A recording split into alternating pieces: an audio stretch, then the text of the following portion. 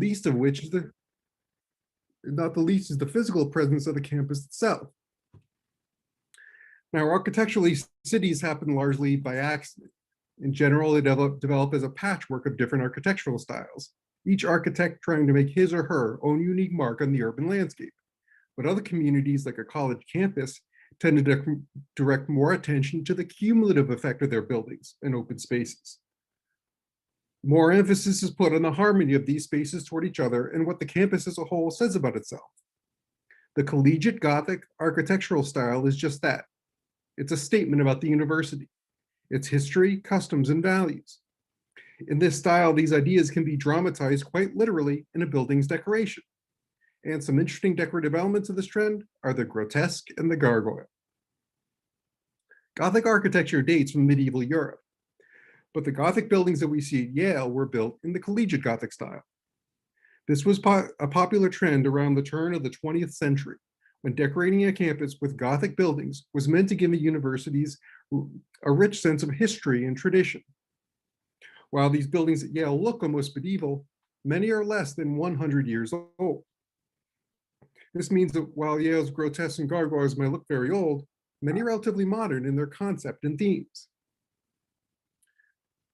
My book is called An Education in the Grotesque, The Gargoyles of Yale University. Notice I've used the words grotesque and gargoyle in the title.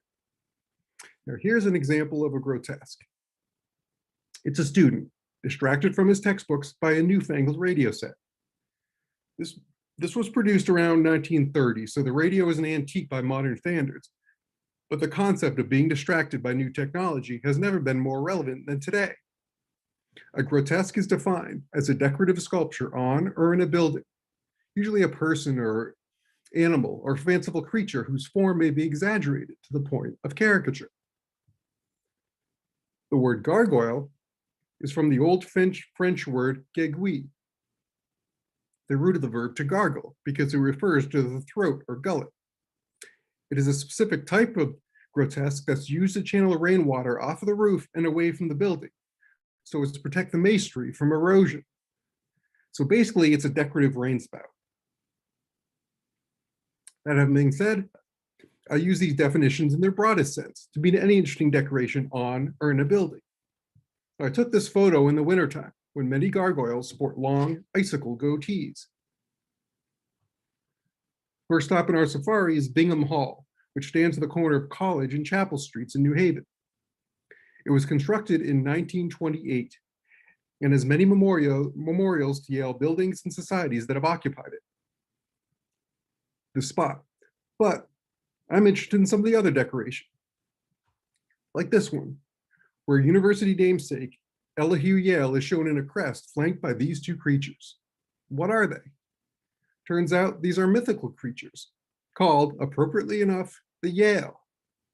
The Yale was said to be similar to an antelope, but with independently swiveling antlers and a rather belligerent disposition.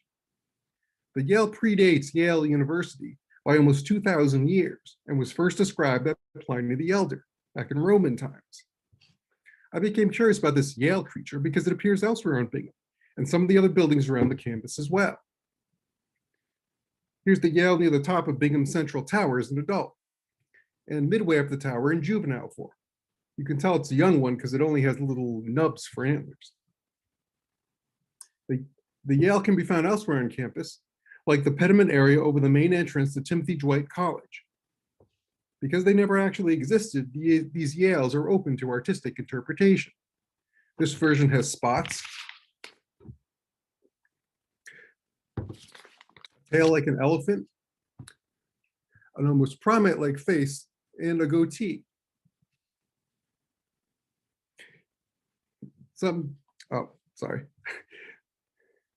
an actual goatee, and an almost primate-like face. To me, it looks to be something from the mind of Dr. Seuss. Davenport College features two different types of Yale. On the courtyard of Davenport's York Street building, the Yale appears as a muscular snowling. On the front of the same building, the Yale appears again as a fanciful Gothic pony. Why are there two different styles of Yale on the same building? Because there are two different architectural styles on this one building. From the courtyard, Davenport's York Street building looks like the rest of the college, designed in the Federal style, which is derived from the architecture of the Revolutionary War period, with red brick, white painted wood trim, with some decoration but very few grotesques. Now, if you go through the exit tunnel in the middle of the building and out to York Street, then look back at the same building you just walked through, you'll see the same building but in the grotesque, rich, collegiate Gothic style. This is meant to harmonize with the other collegiate Gothic buildings across the street. On this side, the main entrance features students studying diligently, but there is another Yale family symbol. At the crown of the archway is a wild boar trapped in a net, a symbol from Elihu Yale's family crest. The entrance to the kitchen is demarcated by a platter of roast turkey. Just above this is Dr. Faustus, who, according to German legend, sold his soul to a demon for knowledge and power. These grotesques are strategically placed, serving as a warning to those who are gluttons for food, as well as those who are gluttons for knowledge and power. I include these because they demonstrate another point I want to make about Yale's grotesques. Sometimes it's not just the form of a grotesque that's important. Their location can play a significant role in their meaning as well. To further illustrate this, on one side of a window frame, a student reads by oil lamp, the lamp from Yale's slogan, Light and Truth, with AC carved below. On the opposite side of the window, an engineer uses a surveying scope and plumb line, with Chef for Sheffield Scientific School below. These two grotesques are on opposite sides of the same window. Both schools are part of Yale College, but their placement on opposing sides of the window demonstrate the distinct entities these schools had become by the late 1800s. Vanderbilt Hall is a dormitory on Old Campus that's guarded by these ferocious canines. Near the top is a lion gargoyle, built with a drain in its mouth. Also note the square of foliage below it.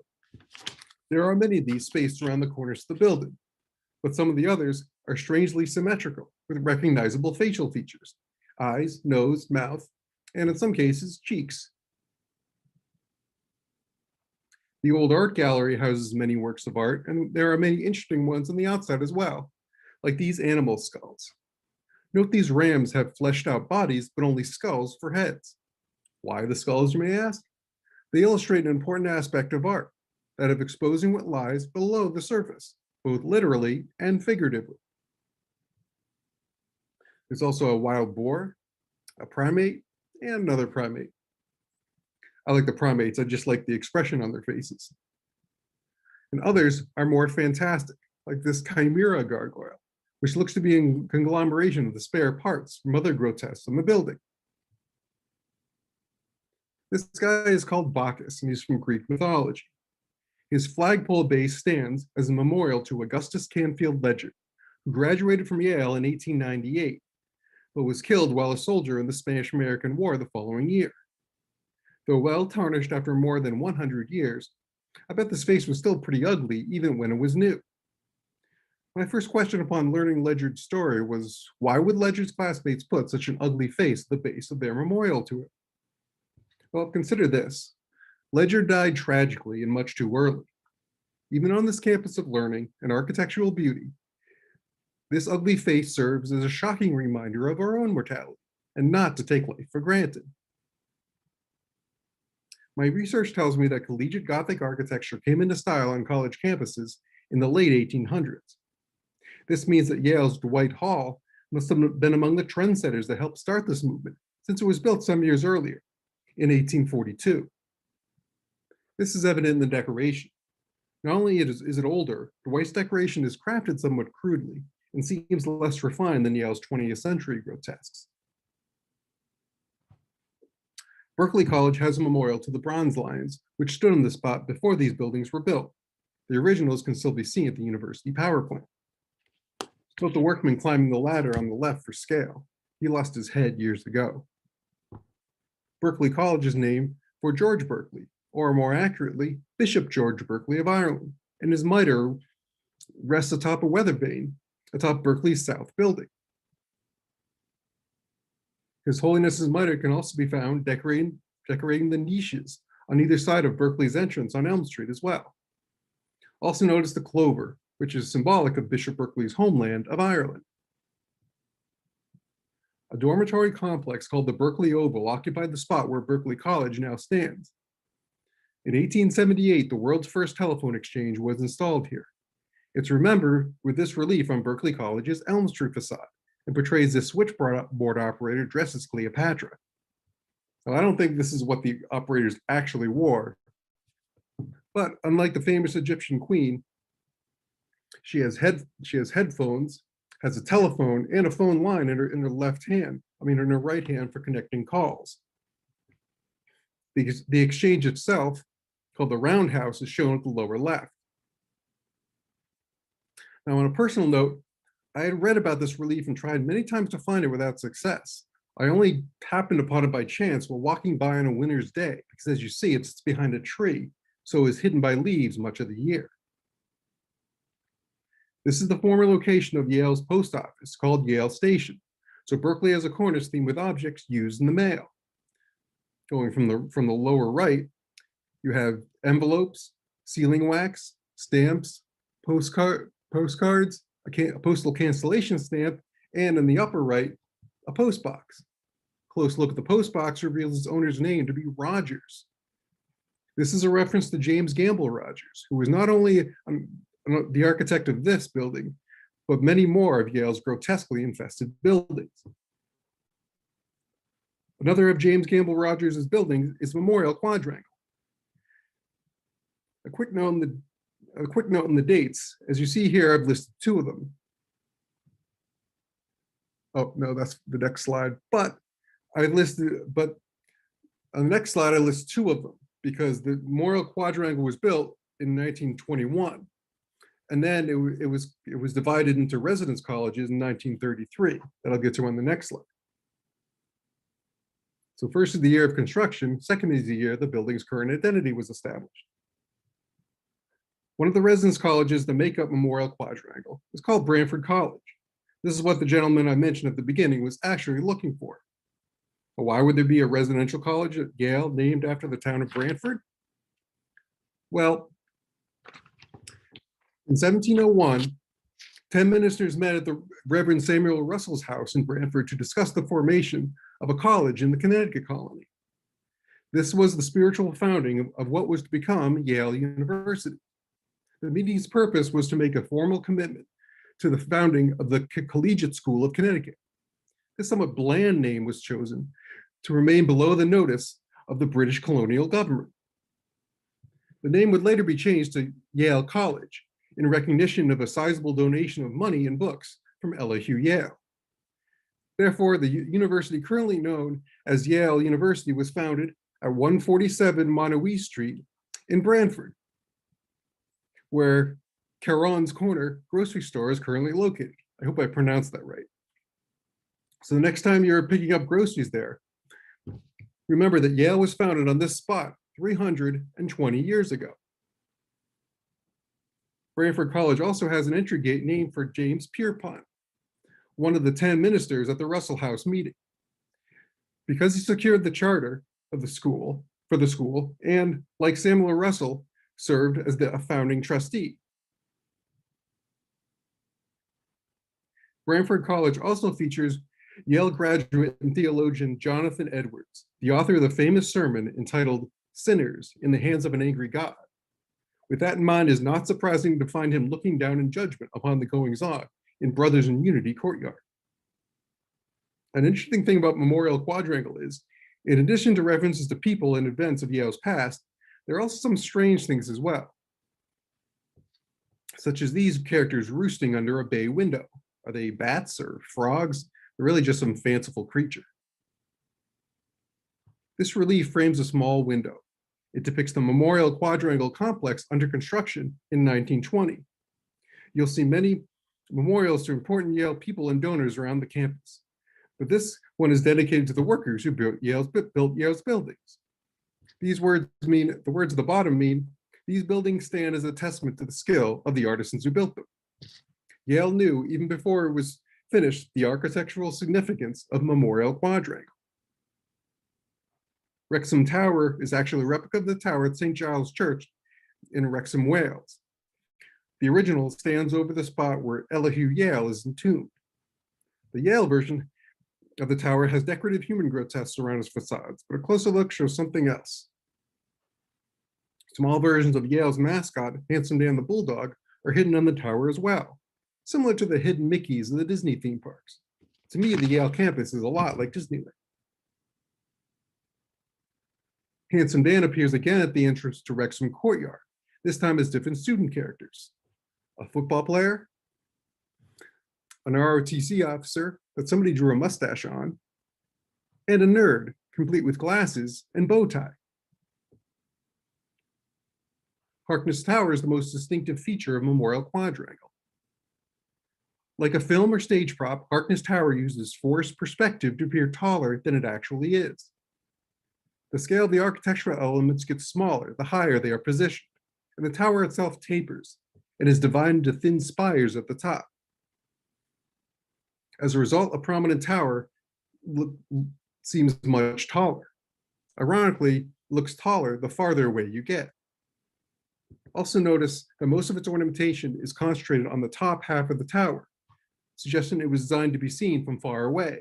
Decoration positioned on the lower reaches of the tower would be obscured by trees and other buildings when viewed at a distance. The lower decoration surrounding the clock face consists of 8-foot figures of Yale worthies, such as Noah Webster, seen here holding his dictionary, and Elihu Yale himself. Near the top are smaller student figures, representing the freshman, sophomore, junior, and senior classes.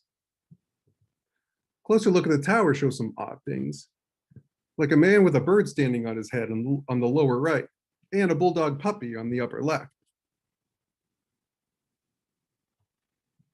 The Sterling Law buildings have many grotesques, and some of which are even critical of the legal profession.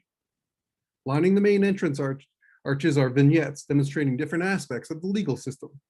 Some are symbolic, like this prisoner who must decide between the influence of an angel and the devil. And others are more brutally specific, with the bag of loot in the thief's hand and the safe he broke into to steal it above his head.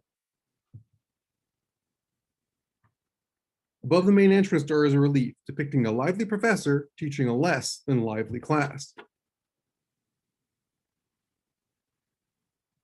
A frequent theme found in the grotesque of this building is the results succumbing to the temptations of man's vices, such as alcohol and laziness. Note that laziness isn't just shown by the position of his body, but by the fact that spiders have built their webs on him and his books, implying that neither has moved in a while. But there is hope for this well-dressed young lawyer. Note the owl for wisdom watching over him. Under a bay window along Wall Street are a judge and policeman surrounding criminals that represent 3 of man's vices. From the left, you have a thief with a rope and a mask over his eyes for greed, a rather discreetly portrayed prostitute for lust, and a drunkard with an overflowing liquor bottle soaking his head for gluttony. Another vice portrayed in the building is gambling. In addition to gambling, he has turned his back on the church. There's a pipe under his chair.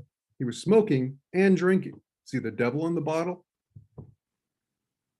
Notice a recurring anti-alcohol theme on some of the grotesques of this building. Keep in mind this building was built in 1930, before prohibition was repealed, so the evils of alcohol were still widely touted. An interesting thing about this grotesque, it's paired with another of a man piously reading the Bible, so you can contrast the good and the bad paths a person can take. Someone on one of my tour groups perceptively pointed out that of these 2 figures, it's only the one on the left that's actually smiling. So I'll leave you to interpret the significance of that for yourselves. Other reliefs relating to the law are this one, dramatizing punishment, and this one portraying the blinding of justice. Over a doorway in the courtyard, a policeman arrests a thief. Note the pearls the thief has stolen. On the opposite wall of the courtyard, there's a line of lawyers, punctuated on one end with a snail, which is a comment on the pace of the modern justice system. There was also an executioner to demonstrate one possible outcome of the proceedings. Some of the roofs are topped with different characters, like this bulldog in judge's robes. Note the S in his medallion for sterling. And others personify different, less than admirable characteristics of the legal profession, like this nicely dressed litigator with the head of a mule. Some stonework may look like generic decoration, but that doesn't mean you can't find something interesting in it, like these manacled hands decorating the ceiling of an exit portico. Payne Whitney Gymnasium is modeled after Liverpool Cathedral in England. Continuing the metaphor inside, the main lobby is encircled by figures of athletes, like this weightlifter, baseball player, and football player. These are reminiscent of Michelangelo's series of unfinished slaves on display in Florence. Like Michelangelo's, these figures seem to be struggling to free themselves from the physical constraints of the masonry. This elevates the physical exertion of athletes to a religious struggle to free the soul of physical limitations and to aspire to a more enlightened existence. On the lighter side, playful animals decorate one of the entrances at Trumbull College. In the courtyards, subjects range from the domestic, like this cleaning woman with her brush and dustpan, to the fantastic, like this demon on the roof of the head of college's house. This is one of the only grotesques I found that's painted. In fact, it's painted every year to look like various characters. This one represents the college's current dean, having a private moment. Location? Why, a roof in Potty Court, of course.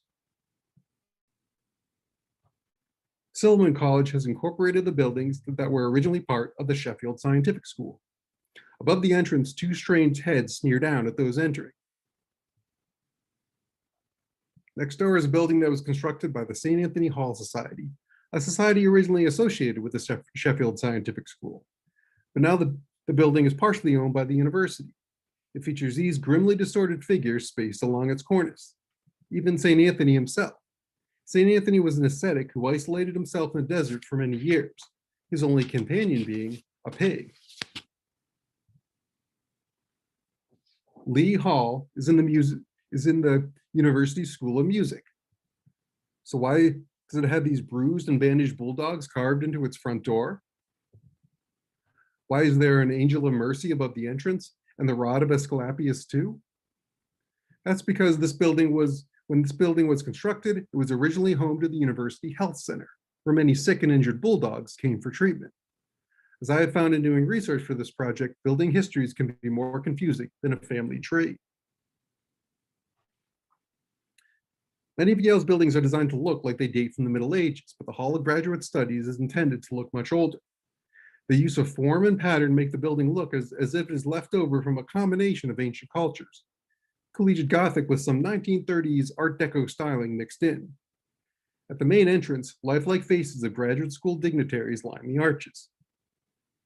Remember earlier when I was describing Berkeley College and mentioned the niches flanking its entrance? The Hall of Graduate Studies has niches around its entrance as well. These may seem empty, but if you are particularly curious, you can look up under the canopy and see something very curious. This guy, Mr. Yuck. This is what you get for being so darn curious. Along the exterior walls, there is sculpture that look like ancient sarcophagi. They have abstract bodies, but realistic faces. The faces are so realistic because the masons who sculpted them used the other masons as their models.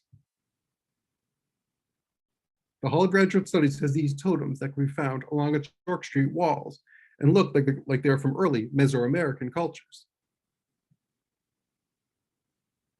Sterling Memorial Library is a library designed as a medieval cathedral to knowledge. It is covered inside and out with grotesques. The entrance has symbols and text from many ancient cultures. Pictograms and hieroglyphs are a few of the types of ancient languages here that profess a scholar's love of knowledge and learning. A medieval scribe and scholar can be found on either side of its main front window arch. Figures on the cornices of the reading rooms, such as Leonardo da Vinci, representing the fine arts, William Shakespeare, representing literature, and Christopher Columbus, representing geography, are symbolic of the variety of subjects that can be researched within. Now, personally, I find it ironic that Columbus represents geography, since he thought he was in India when he made landfall on the New World. I said Sterling Memorial Library was built to resemble a cathedral, and it even comes complete with a confessional, but the person you might be confessing to might be miles away because it's actually a phone booth. Note the old style phones they are using. Sadly, in this age of smartphones, it's now just a closet. The library has a cruciform or cross layout, as many medieval cathedrals do, and many fanciful and scary creatures reside on its ceiling, like this mermaid and bat. The exhibition hallway features many corbels between its windows. One shows that you can find unexpected things in your studies, maybe something you'd rather not know, and apparently would make your hair stand on its end. Note the owl for wisdom in front of him, and death creeping up behind him. No matter how hard you are studying, it's still important to keep a sense of humor. Note URAJOKE in his textbook. Looks oddly similar to the text speak of today. Still others depict things that can distract a student from his studies. Like smoking, he used to have a cigar between his fingers, drinking, lust, and just plain old laziness. Sterling Memorial Library predicts its own significance by depicting this guide giving a tour of the building. The figures at their shoulders are neighboring corbels, and there's a bulldog at the bottom on the right. If it looks dark around the guide's mouth, that's because someone had recently put lipstick on him. Even the janitor's duties are immortalized. Outside of the star reading room, a variety of heads is spaced between the windows, representing the different cultures of the world. A Turk, an African tribesman, and an Eskimo are among them. This room is just inside the entrance on Wall Street, and it has a lot of decorative stonework. Inside its decoration is a hidden animal, and I don't mean the bird at the top. What is the strange creature concealed at the bottom of this sculpture on the lower right? A large spider is hidden in this sculpture. Now, I'm no sculptor, but I would think that it is no easy task to carve inside of such a tight space. Now, why go through the trouble to sculpt something which many people may not even see? Well, when you hide little surprises in the decoration, it forces those who do find them to look closer and appreciate all the stonework, enhancing the overall experience for them, something to which I can personally attest. Just outside the entrance from Wall Street, a lamp is held by a disembodied hand, reminiscent of Thing from the Addams Family. Above the lamp is a beetle and its larvae, whose scientific name escaped me, but I do know that its larvae is commonly known as the bookworm. Over Sterling Memorial Library's York Street entry, there can be found a series of reliefs showing various buildings at Yale that served as libraries. If we zoom in on the first of the series on the far left, we see a familiar sight, Branford's Russell House again. Not only did 10 ministers make a commitment to found a college, they each donated books from their personal collections to this new school, thus making the Russell House the first repository of books for this institution. The house was demolished in 1835, but its stores remain preserved in Sterling Memorial Library's 1742 room, along with some of the original books donated at the meeting. I must include one which I sarcastically call Pilgrim's Progress. The unique way in which it portrays the uneasy relationship between Native Americans and Puritan settlers piqued my curiosity early on. This raw and brutal view of history was the first to make me realize that Yale's grotesques are more than just stuffy historic sculpture, and set me on the path of seeking out as many as I could find. Now, that having been said, I would like to update you on the progress of Pilgrim's Progress. Here's a photograph of Pilgrim's Progress from the previous slide. I took this photo many years ago. Here's Pilgrim's Progress in a photo taken in 2017. See the difference? The Puritan's rifle has been blotted out. This was an attempt by Yale at political correctness. If you look closely, you'll see that the Native American's bow is still visible. Ironically, you can interpret this in a very un-PC way. Since only the Native American has a weapon, he can be now interpreted as the aggressor. This only furthers the outdated stereotype of the uncivilized Indian preying on the defenseless European. All I can say about this is, if Marty McFly from Back to the Future has taught us anything, it's that you can't change the past without ruining the present. Now, Pilgrim's Progress has since been removed due to further controversy. Through the use of visual techniques like forced perspective, many references to literature, history, culture, and the sciences, the Yale campus is planned down to the smallest detail. Why? To cultivate a feeling of loyalty, unity, and sense of history and all those associated with the campus.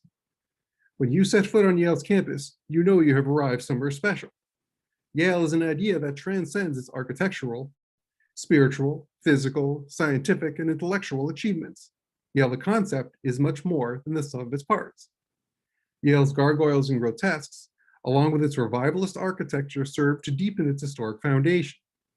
There is much a part of the essence of Yale as Handsome Dan the Bulldog or the Yale Precision Marching Band. They are essential to the ideals and spirit of the university. The most difficult thing about putting together this presentation is deciding which images to leave out. So there's many, many more, or as I like to say, Yale is more grotesque than you can shake a student loan application at, though any other financial aid document will do. So in closing, let me just say you don't have to travel to some exotic place in Europe to see interesting grotesques. It's as close as a trip to New Haven. So my book, The Grotesque 10, is available at that's my other book. My book, An Education in the Grotesque, The Gargoyles of Yale University, is available at my website, yalegargoyles.com, and on Amazon. And you can email me at mathew.duman@yahoo.com. So let's see. So where's Branford? Well, it's either off exit 53 through 56 off of I-95 or in New Haven. It's located on the block between York and High Streets at the base of Harkness Tower, which is right behind me. So that's my lecture. Are there any questions?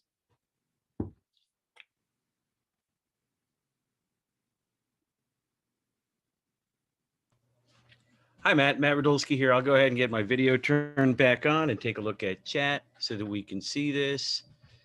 My eyes will be glancing all over as I figure out some of this because, again, our expert is Jenna and she's otherwise engaged. There you go. Okay, I've got chat open. If anybody would like to ask a question, please feel free to go ahead. And a note from Carol. She's saying, and Matt, give me a thumbs up if you can hear me okay. I gotcha. Perfect. Okay. A note from Carol saying, first, thank you. That was fascinating. Second, what years are most of these carved? A lot of these were carved in the 1920s and early 1930s. That's when Yale had a big building boom. And a lot of the buildings like Sterling Memorial Library and a lot of the original residential colleges were built at that time. So that's when a lot of these were carved, but some of them are older. Okay, and sorry to everybody about the view right here. Let me go ahead and try to fix the video on that. While I'm doing that, second question. Do you do live tours? That's from Judy. Right now, I am not doing tours, but I do usually do tours. I keep checking in with the woman who runs the Yale Visitor Center. And the last time I checked with her, she said the campus is still closed to tours due to COVID, but she hopes to have the campus open by this fall semester. So most likely in September. So I'm hoping that that the campus is open in September, that I can get back to doing tours. But yes, I do give tours normally. Oh, let me make a note of that, because when you start redoing them, if you want to send an email to me and Mike and other people involved in the Historical Society, we can publicize that to our members. We're a whopping something like 5.5 miles away as a crow flies. Oh, okay, so, yeah, that's pretty convenient. Tour restart. Okay, great. Oh, lots and lots of questions. Okay, let me go back up here. Luckily, we have till 8:30 if Matt's endurance can hold out. That's fine. Let's see. Oh, that's really interesting. Question from Jan. Saying that many of the grotesques appear whimsical. Are they in the original architectural drawings generally, or are they ad-libbed by the builders? It really depends on the building. I think most of the time they're not included in the original architectural drawings. And I say it depends on the building because a lot of buildings at Yale, there's more important buildings and there's less important buildings. Now, Sterling Memorial Library, which was the last building I talked about, is a very important building. It's a centerpiece of campus. And for that building, I remember reading that they actually had a committee of people made up of the architect, trustees from the school, faculty members, etc. And they would all decide on iconography that went on these buildings. Now, there are other buildings that are maybe a little less important that sometimes they just let the masons put whatever they want on there. So it really depended on the importance of the building to the university. Oh, interesting. Okay. Let's see. Another question, again about grotesques, etc. The two new colleges that they have there, are there grotesques, etc. on those? I know that they're kind of modernist or brutalist or something that I don't know how to describe. Anything there? The two new colleges, I think Benjamin Franklin and Pauli Murray, yeah, they were built in 2017. When I came out with this book, it was some years ago. It was before those colleges were built. So my new book, which includes Yale plus 9 other schools that I went to photograph, has a big section of grotesques from those buildings. So those buildings do have grotesques on them, mainly different types of reliefs relating to the history of New Haven and the history of the university. Good, thank you. And let me correct something I said. When I think, because I'm 56 years old and I used to hang around in New Haven when I was a teenager, the new colleges to me are styles in Morse. And you might have Oh, mentioned okay. that, but my brain was racing. So if I think of styles in Morse behind what's the bookstore, what used to be the Yale Co-op, that has kind of a pebble finish, that's what I was talking about. Yeah. Okay. Those colleges, they were built in the 60s and they're very, yeah, modernist. And they Yeah. really don't have much in the way of grotesque sculpture because they're in the wrong architectural style.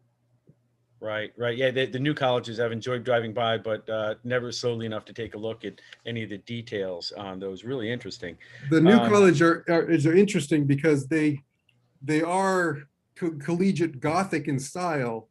And part of the collegiate Gothic architectural style is different little tricks to make you think the building is older than it actually is. So you'll see like random window frames bricked up, and empty niches without any sculpture in them. And you can find those at the new colleges. So you can find a random window frame bricked up, even though, and I remember I took a picture on opening day of the college of a bricked up window. You're supposed to assume that this building has been around for so long that there's been renovations and things over hundreds of years. When actuality, it was built with all those features from the start to make you think it's older. yeah, I've heard some interesting stories about the older part of Yale. You know, 1890s, 1910s, about how they made it look older. But I'll come back to that if there's time. I want to get Mhm. to as many of the questions as possible. Let's see. Um, let's see. Um, oh, I see. Jan, who asked about the whether they're in the drawings, she later updated that to say the stonemasons. Yeah, so you did answer that. That apparently the stonemasons did ad lib some of those. Yes. Okay. From Catherine, she says fascinating. Thank you. She says she's ready to jump in the car and visit the campus. And When you go thank to you. campus to see these, I highly recommend that you bring maybe binoculars or something, or maybe a camera with a zoom lens, because because some of these are pretty high up and you want to get a pretty good view. So you need some kind of magnification to do, some kind of magnification is good for that. You took those words right out of my notes. I'd already written down binoculars for a tour, which I certainly have not done when I've been on tours of Yale before. Let's see. Um, what's a definition of grotesque in the architectural sense? Well, in And I'm architectural sorry, terms, that's a question from Chris. What's the definition of grotesque? Okay. Go ahead. Well, as I said, there's grotesque and there's gargoyle. The umbrella term, the overall term is grotesque for any type of decoration on or in a building. Now, the word gargoyle is falls within that category. It's the as I said, the umbrella, the general term is grotesque, any kind of decoration on a building, and a gargoyle is one specific type of grotesque, one that channels rainwater off the roof. Gotcha. Okay, good. Thank you. Another question, after saying great presentation, is from Anne Marie. Can anyone just wander the Yale campus and look at these? Yes, you can. It's right in the middle of New Haven. So now you're not allowed access to inside the courtyards or anything. And I think with COVID, you can't go into the library. Normally you can go into the library, but I think they're only allowing faculty and students inside. But you still can walk around from the street and see a lot of these grotesques. As I said before, you just have to, it helps to have some kind of binoculars. And I used to hang around Yale when I was growing up, and I never saw any of these. I just didn't look closely. It was only later when I started picking these out that I went down streets that I had been down many times in my life. Only now I gave myself a new perspective because I was seeing all these new things that I've never seen before. Things that have been there for 80 years, but a lot of people just don't see them because they don't look up.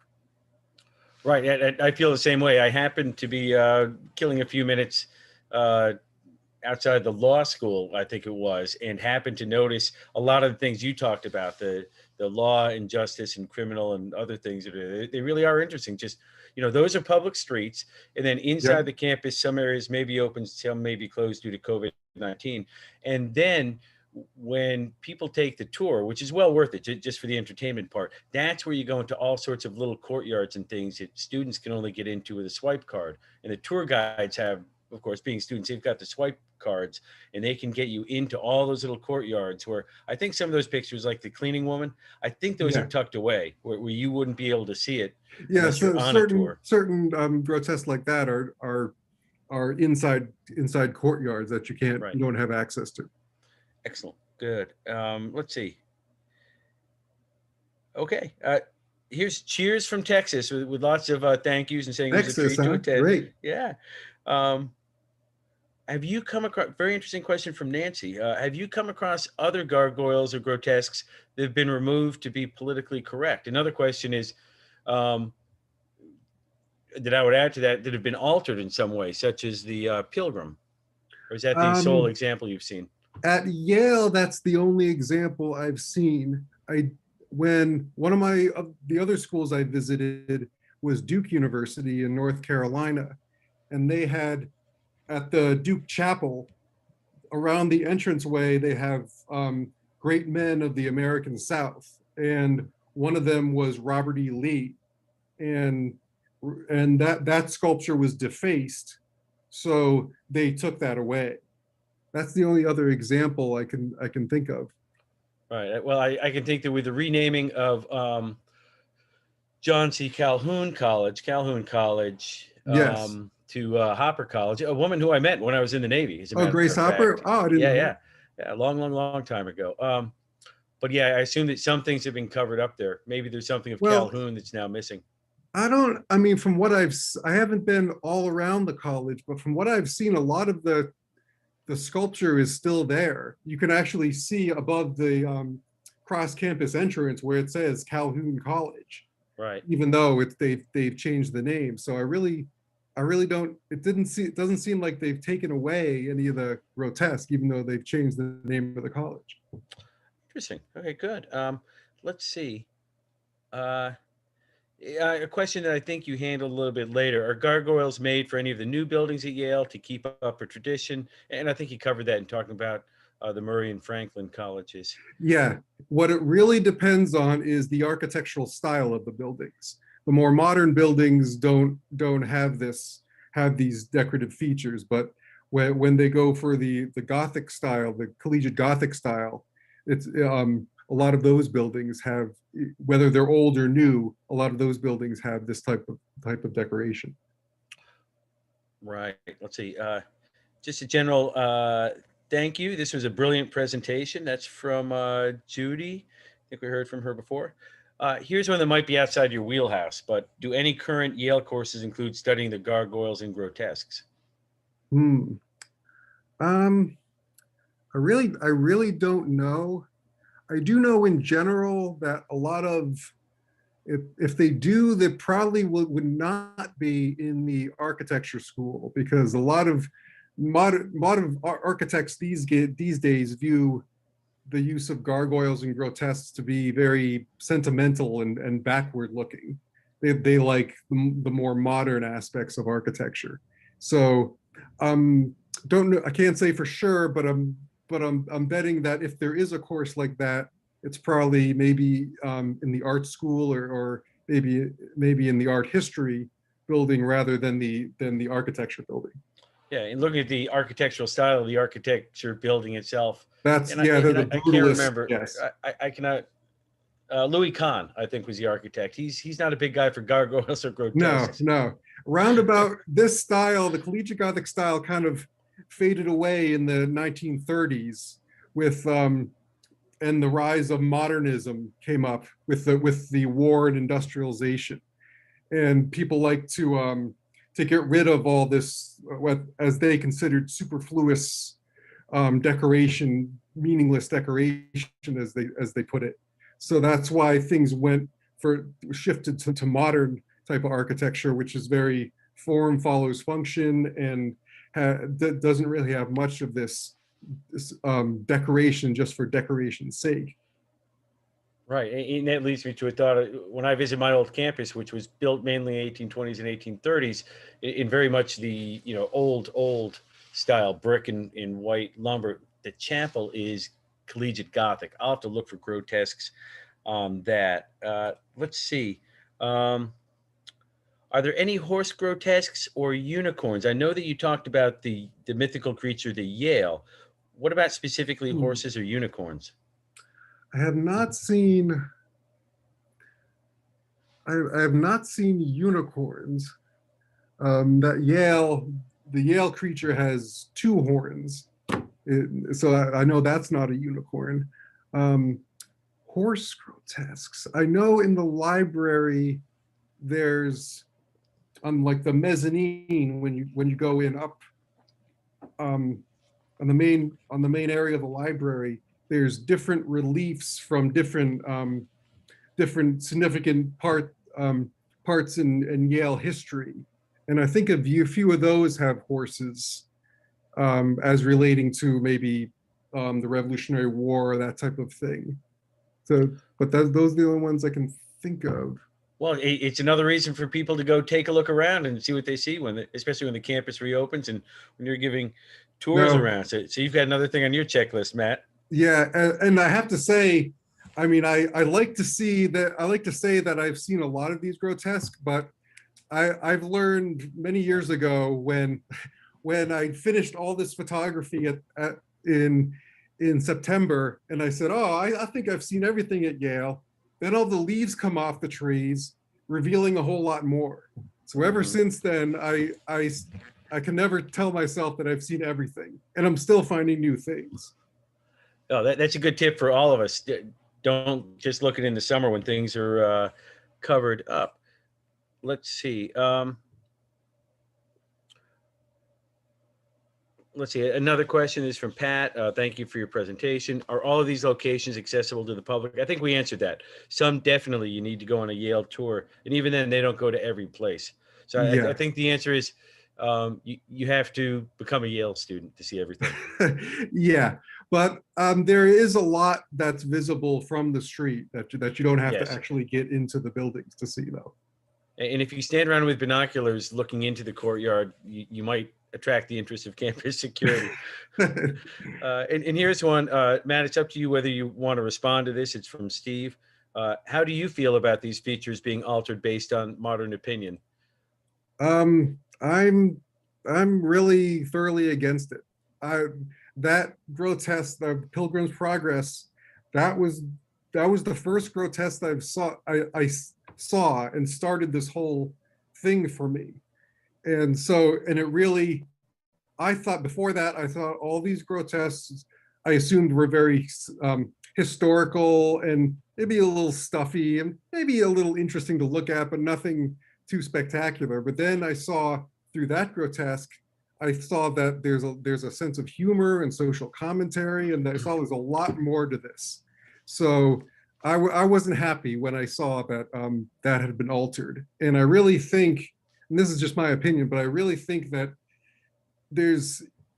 you really can't learn from history if you just erase it. And so even though you may not agree with it, I think it's important that we see how people's attitudes were back in the bygone age, just to learn. And so that's how we move forward, is learning from our mistakes. Yeah, interesting. I listened to a podcast called The Tides of History, and people here, participants here, might be interested in listening to that. I find it interesting. Talking about dynasties in Egypt, pharaohs would succeed other pharaohs. Would be a big dynastic changeover, and all sorts of symbols were chiseled off the older Oh yeah, monuments. yeah. And other Yeah, cultures had to do the same type of thing. yeah, the effacement, because of course words and symbols have power. But back to the questions. Let's see. From Rose, do you believe the architects might have seen grotesque in European trips and based their design on these? And then there's something that isn't quite fleshed out. Have photos of similar men and designs. I get the idea that I think Rose is asking, do you see similarities between European examples and the ones at Yale? And from what experience did the architects use the grotesque? Go ahead, Matt. I'd have to say wholeheartedly yes, because even just the architecture of the buildings, this collegiate Gothic architecture is directly based on medieval universities like Oxford or Cambridge, and there is records of the architects before they start designing the buildings in America. They go to these universities like Oxford in Europe and take measurements and directly those medieval buildings directly inspired a lot of these buildings. Oh, So, and the same that- thing with the grotesques. Now, when the use of grotesques in collegiate Gothic architecture started in the mid to late 1800s, a lot of the grotesque and subject matter was referenced the Middle Ages. It would be, kings and knights and things. But as the style went on into the 1900s, they got more self-referential and more about the university itself. That makes perfect sense. Yeah, yeah. And I know that certainly many students went on what they'd call the grand tour of Europe and study all sorts of things Yes. and make their own drawings. I've seen some beautiful examples of that. They're definitely soaking up the culture. Then let's see. A question from Faith. How do you feel about adding grotesques to modern architecture? I don't know of any examples like that, but you've got more experience than I have. I mean, I've seen, you can do it. It just, there's a lot that has to go in, got a lot of thought that has to go into the aesthetics. Because it can be very nice to have that juxtaposition of the new and the old, or it can be just conflicting. It depends on how it's handled by the decorator and the architect, really. That makes perfect sense. Let's see. Oh, here's an interesting question. Again, it might be out of your wheelhouse, but who were the stonemasons? That's from Kate. I get that question a lot, and I wish I had more information, but there is not a lot of information on masons in particular. There's a few names that came up. There's one was Lee Laurie, who did a lot of architectural sculpture, and he was a sculpture professor at Yale in the early part of the century. And now it said he was in charge of the sculpture on Harkness Tower. That doesn't mean he did the sculpture himself. I envision him having a bunch of masons working under him that he directed. And in the same way, another name was Rene Chambellan, who did a lot of architectural sculpture in New York and Chicago in the 1920s and 30s. And he was in charge of the sculpture at Sterling Memorial Library.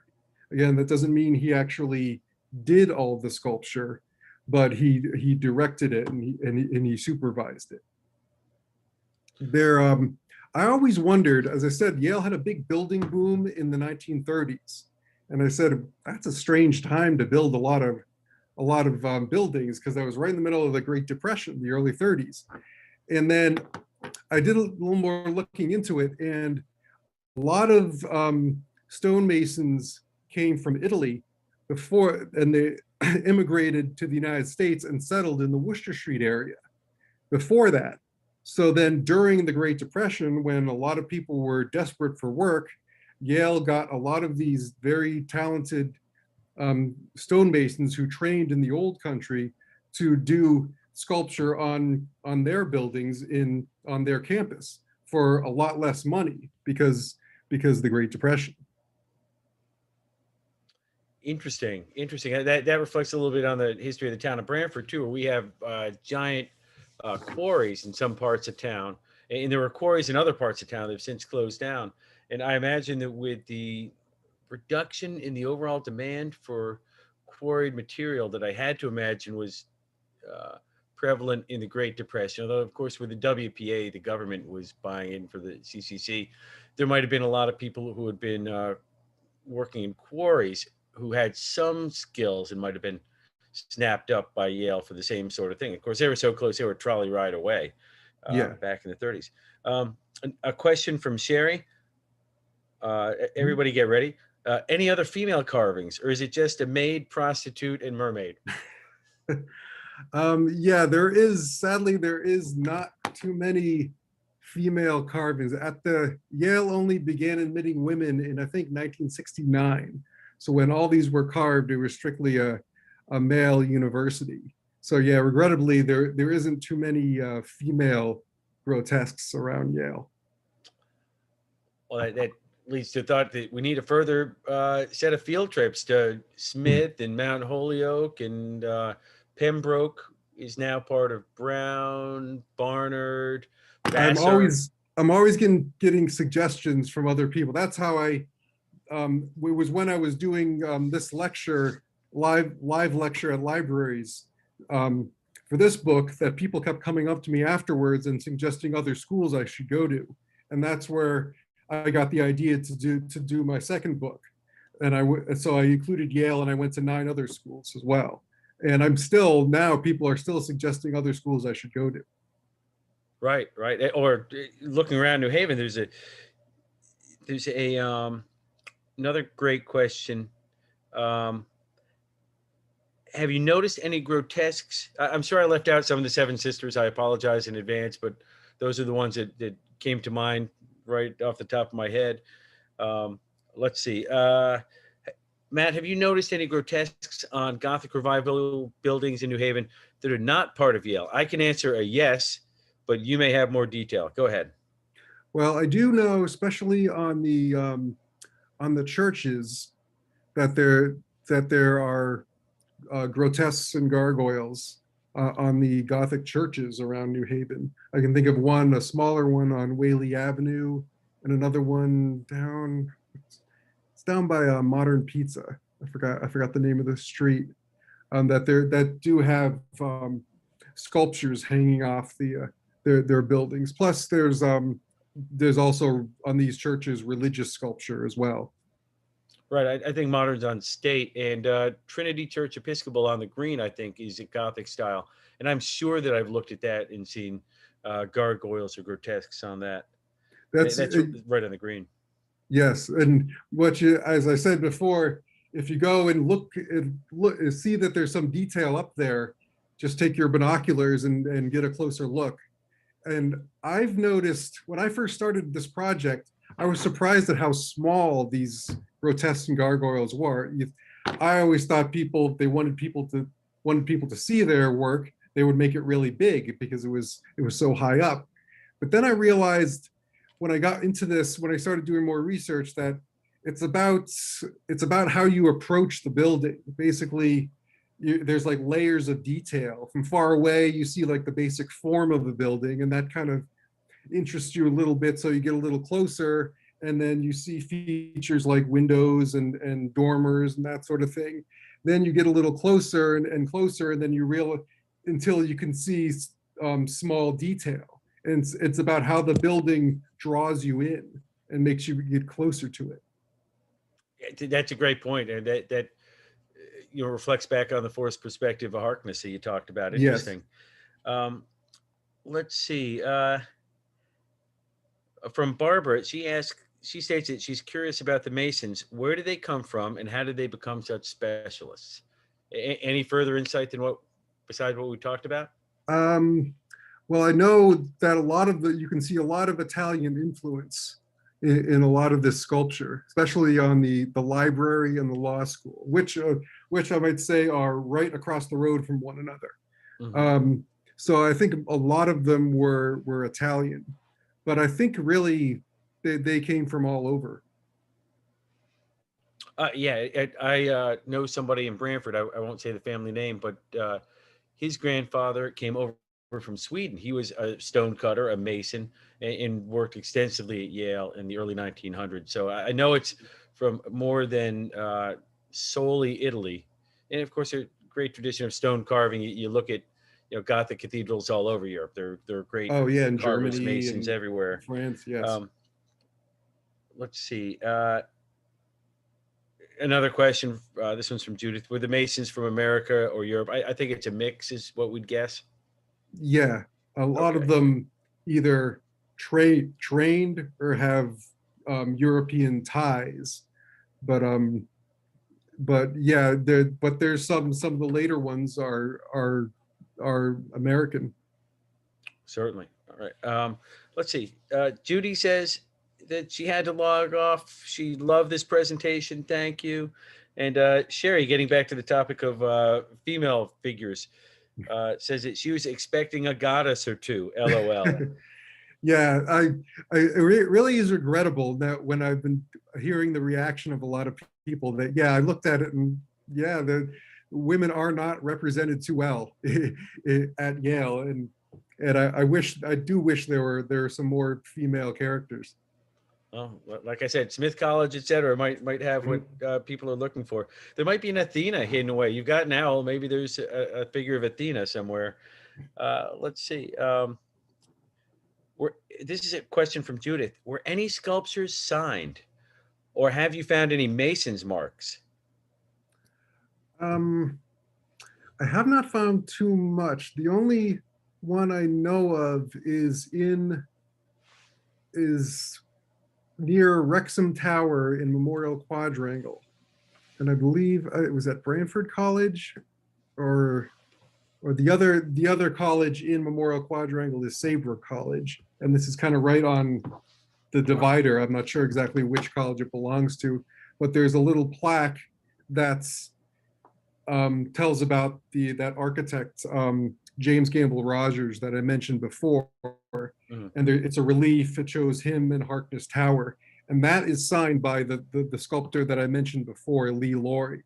But that's the only one I can think of that's actually signed. All right. Let's see. Any other questions? We still have time for a few more questions. Let's see. From someone saying, enjoyed the presentation. Thank you. While we wait to see if anybody else has anything to add, I will say about that Mason who came from Sweden. He also worked on the Soldiers and Sailors Monument, or it might be Sailors and Soldier. I'm former Navy. I prefer to put Sailor first, but up on top of East Rock, and that's got some really Oh cool yeah. stonework, and that's got some really cool bas relief bronze plaques.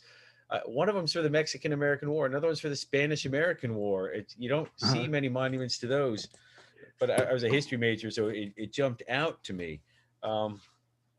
I was going to note that for Harkness Tower, if you're visiting and looking at the grotesques, this is outside of Matt's area of expertise, but the grill work there at the main entrance facing the old campus is really cool. It's got a lot of different insignia from World War One military Yes. units. You can see they're also sailors, Marines, Army people, Signal Corps, and you name Yes, it, that's the infantry. Memorial Gateway there has a lot That's of, what it's called. Yeah, I think it says yes. Memorial Gateway over that. That's really cool grill work.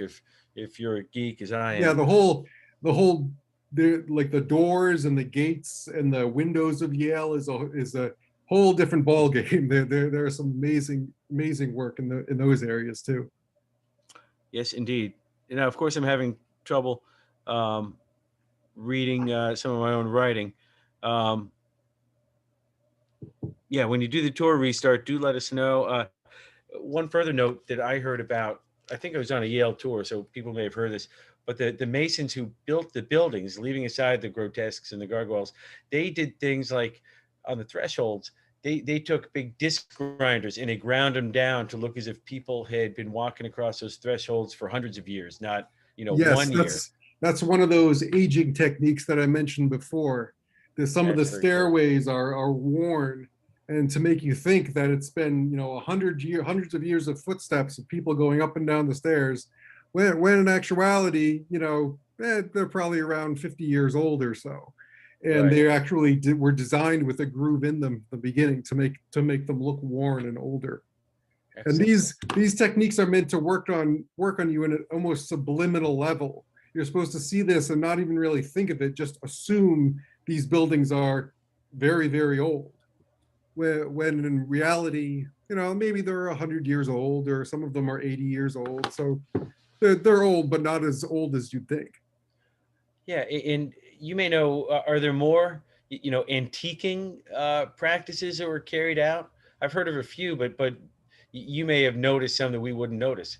Well, let's see, those empty niches. Mhm. I showed a few of them in the presentation. Right. They look like the perfect place for a statue. They have a flat base, and they're a tall, like, alcove with kind of a decorative canopy.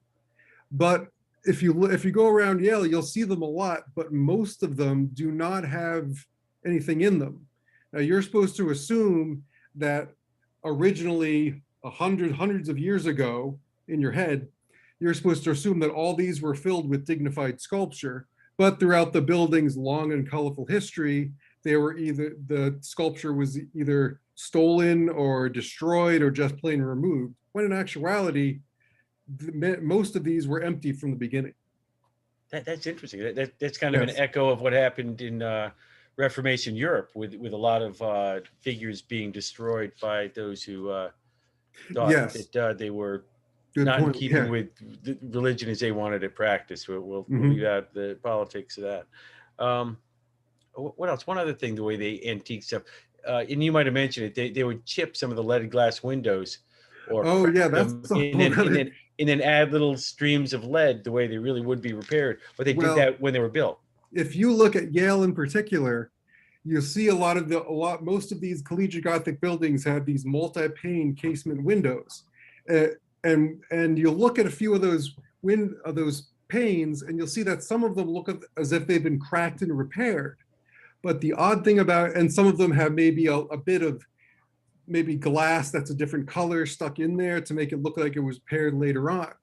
But the clue to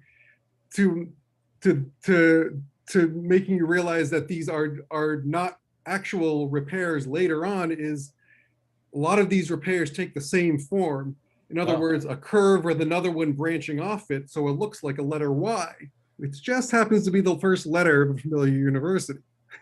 I never noticed that. That's very interesting. Not all of them, but there's a lot of repairs, glass repairs at Yale that happen to form a letter Y for Yale. Very interesting. Another note from Tom and Susan. They noted that quote, there's the blackening of the library to make it look like it had been in a fire. Something I never noticed. Yeah, I would Yeah, have just thought it was a patina of age or soot. there is a story. I can't say it's 100% true because a lot of these are because these stories that get passed down. But there's a story about Harkness Tower that that architect that I mentioned before, James Gamble Rogers, designed Memorial Quadrangle and Harkness Tower, which is right behind me. And so the story goes that it was built and finished in about 1921, but the story said that he wasn't satisfied. So the story has that he had acid poured down the building. Now, before he had the acid poured down, it said at the time it was the tallest freestanding stone structure. But since he had acid poured down the side, that weakened it enough that they had to put steel supports inside. So then after that, it was no longer the tallest freestanding stone structure in America. Wow. Because he had the is acid poured. Now, I can't say that's true. There's a lot of things that you can't really substantiate, and a lot of this is passed down as like myth and legend. So I can't say it's true, but it's a good story. There are a lot of good stories at Yale. There's another story about him as well. The other, if you notice, a lot of the roofs are made of like the slate rock, and you'll notice a lot of them are very aged. They're with chips and cracks and discolorations in the slate, and those were purposely put there to make you think the building is older. And there's a story about that architect James Gamble Rogers where he saw the slates that were supposed to go up on one of his buildings, and he didn't like them because they were too new looking. So the story has it that he had them buried in Long Island Sound for about 6 months. Then they were dug up, and then they were nicely aged and pitted and cracked and things. And then he was satisfied and had them put up on the building. Oh, that's pretty neat. Let me swing but a back. lot of thought goes into those things. Well, he's the only job. Let me go back to the top, see if I missed anything. And then we'll hand the floor back to Mike Russo to do his thank yous. I'll do a quick summary plugging membership as always, even if you're calling in from Texas. Let's see. I don't see anything new. If you wrote a question and I missed it, you're welcome to type it in right now. We've got a couple more minutes. Sorry, trying to read, talk, and think at the same time. You know something's going to suffer then. Yeah, so we all have to go look for horse grotesques. And we can look at that Yale creature with the two horns, and from the right perspective, it will look like a unicorn. Let's see. Matt, a new question just came up. Oh, let me scroll down the bottom. Oh, we might have handled that, but let's repeat that one. It's from Faith. How do you feel about adding grotesques to modern architecture? Oh yeah, we had this one before, and yeah, I'll say what I said before. I'm for it if it's handled in a tasteful and aesthetically pleasing way, and in other words, to avoid conflicting. Sometimes the juxtaposition of different styles can be very pleasing, but if it's not handled right, it can be just a conflict. So it really depends on how it's artistically and aesthetically handled. Understood. Okay. Well, if I don't have any further questions, Mike, if I'll go ahead and hand it back to you to see if there's anything you want to add to this or talk about upcoming programs. I don't know if we've specified yet a speaker for the annual meeting and dinner, but Mike, you have the floor. I'll go ahead and mute myself. Yeah, everybody's saying thank you finally. I just want to thank Matt for a wonderful program, very informative tonight. Yeah, thanks for having me. For all the people, the participants, we had a great turnout, and I look forward to the day when we can meet in person, perhaps shortly, I'm hoping. But we do have a speaker for the annual dinner. We haven't nailed down the date yet, but I believe it's going to be sometime in October, and that'll be our speaker will be the town historian Jane Booley, and she always gives a wonderful talk on whatever the topic might be. But I do want to say that I look forward to the day, Matt, when the tours will be open again. That would be fascinating. Yeah, so I'm very I'm excited about getting to it myself. And if you see on my back.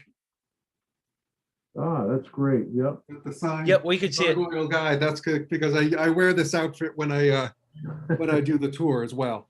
Oh, that's great. So, yeah, like, as I said, the annual dinner will most likely be sometime in October. Word will come out about that. There is, I see the question coming up, and yes, there will be a vegetarian option. I don't know if that's gonna meet the needs of vegans, but there will be a vegetarian option as well. And we look forward to seeing people there. As always, as Matt has said, okay, it's not vegan. Vegan is not vegetarian. My apologies. But anyway, Matt has again highlighted the need for members, and we really would love to see new members and people who want to get involved in the society. So that's about it for me, Matt. I want to thank you again, and I want to thank Jenna for all her help with the presentation. Thank you, everybody, and good night. Thank you. Bye, everybody. Oh, Huh. Well, we lost Mike. oh, yeah. Is there more? Just a moment. First, for John, who's asking about a vegan meal, we'll definitely make sure that some are available. I happen to be lactose intolerant myself, so I usually order vegan just to make sure that they don't slip some cheese or butter or cream or something else delicious in there. Matt, I will echo the thanks from Mike Russo. Jenna, thank you as always. We can't see you now. You're probably busy helping get the library closed up right now. And to repeat what I said at the beginning and what Mike said, we hold lots of free programs, especially for school children. And the only way we can support that is by having a robust membership. I know you're buying this, that, or the other thing that you might not need. Throw $20 our way so that we can heat that house in the winter, because we can't let it freeze. On that cheery note, that's all I have. Jenna, did you want to appear and say anything, or are you all set? Just thanks for coming, and thank you for that awesome program, Matthew. I was able to hear some of it, and it was super interesting. So thank you for sharing. All right, thanks. Well, Jenna, if we have nothing further, let me take one more look at the questions. Oh, Matt, good. Matt, you entered in www.yalegargoyles.com and on Amazon. And put in my email address too. Okay. Sounds like an excellent idea. And if you want to email Mike and ask to have that put on the website as well, contact information, and then we can post stuff about your upcoming tours to keep people plugged into that. This is a great way to finish up. From Denise, interesting program and discussion. Thank you! Exclamation point. That's all I have. Jenna, if you want to end the meeting, we're all set. All right, I'll go ahead and end it, and I'll have that recording available in the next couple of days. No hurry on our part. That's great. Okay. Thank you. Bye, everyone. Bye.